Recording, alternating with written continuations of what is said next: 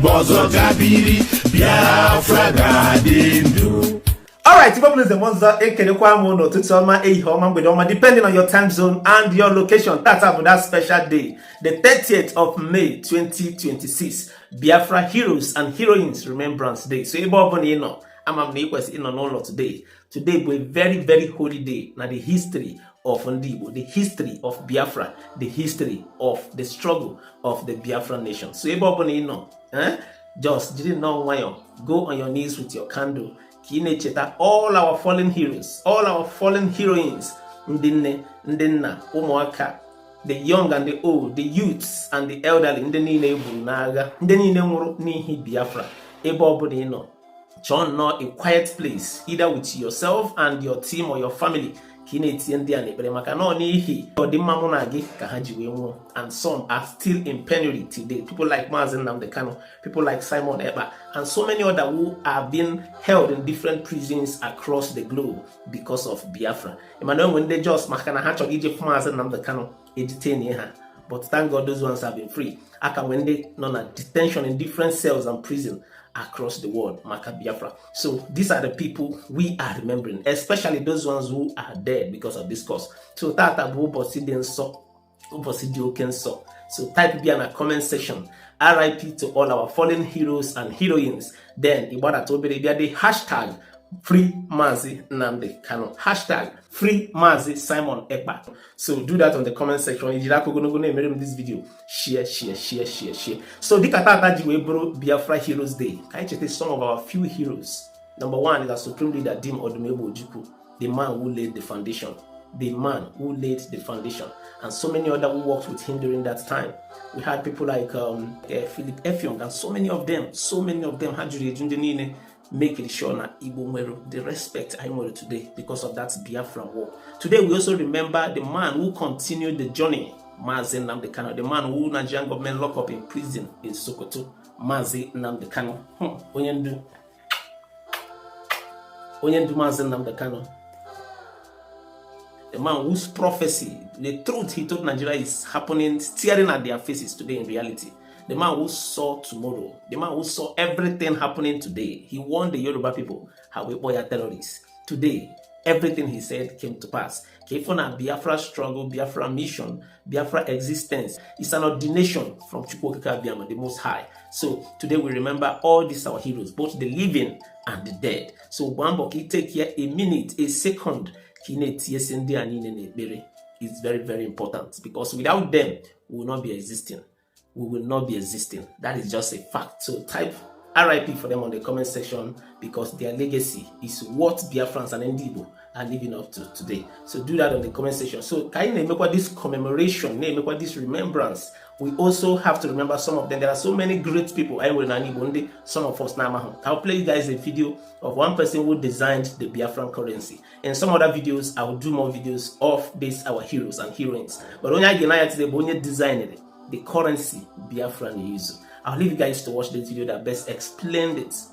Share your thoughts on the comment section. Credit to Uli Art TV for this video. Credit to them. And then let us watch and hear and also see the person and some other person who designed so many things in existence. So watch the video, share your thoughts on the comment section, and also do well to share this video. Can do some right with fear. Enjoy the rest of the videos. I will be right back. In January 1968, a young artist named Simon Okeke designed Biafra's first currency, and it became a bold political statement. But here is something many people don't know.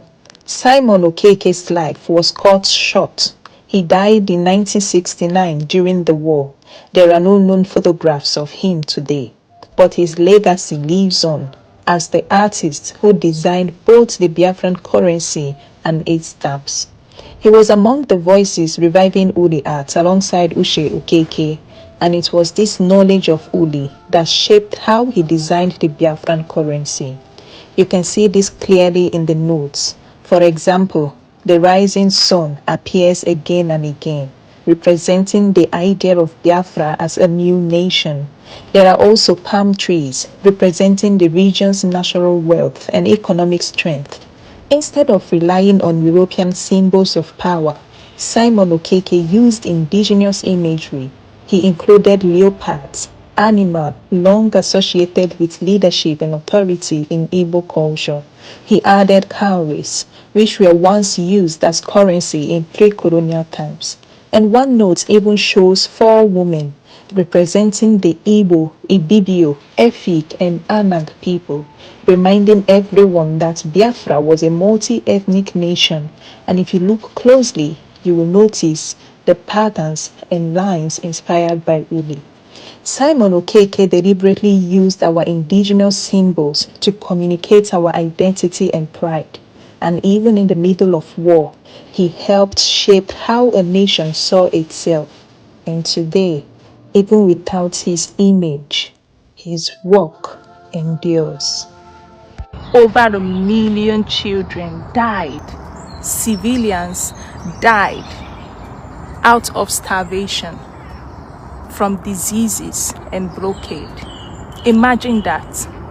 Children dying not because there was no food in the world, but because food could not reach them, because the then Nigerian government blocked the access to food and medication. Many people do not know this.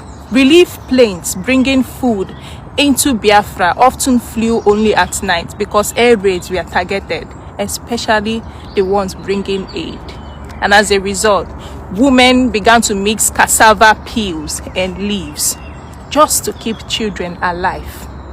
And that led to Kwashiorkor, which became a terrifying symbol of the war, with children appearing in swollen stomach, becoming the most or one of the most horrific photos in modern war history.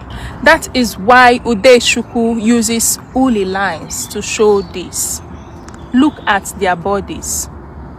Look at how the bodies of children were reduced to fragile lines. And this should make us ask difficult questions. When mass starvation happens in other parts of the world, international courts often investigate war crimes. So why has the suffering of the Biafran children remained unaddressed? Why? No matter how they try to paint it, that weapon of starvation crossed the line. And that is why till today, the Biafran War is also known as the Biafran Genocide. Before the world saw the images of Biafran children during the war, Uche Okeke had already seen the crisis coming. He created an Uli artwork called Refugee Family 1 year before the Nigerian Civil War officially began. And somehow, that artwork feels prophetic. Using bold Uli lines, Okeke draws bodies that seem suspended between movement and exhaustion. And that is not just the family. It is a people already searching for safety before the war even started. In 1966, after the coups and counter-coups in Nigeria, many Igbo people living in northern Nigeria were attacked and killed during ethnic violence. And families fled with little or nothing. Trains and roads became crowded with frightened people returning to the east. And before Biafra was declared, many Igbo had already become refugees in their own country. But even in displacement, the family in Okeke's Uli artwork does not collapse. They move together. They carry memory together. And like many Igbo families during and after the war, they turned survival into resistance. And that is the quiet power inside this artwork, that even as refugees, they refuse to lose themselves.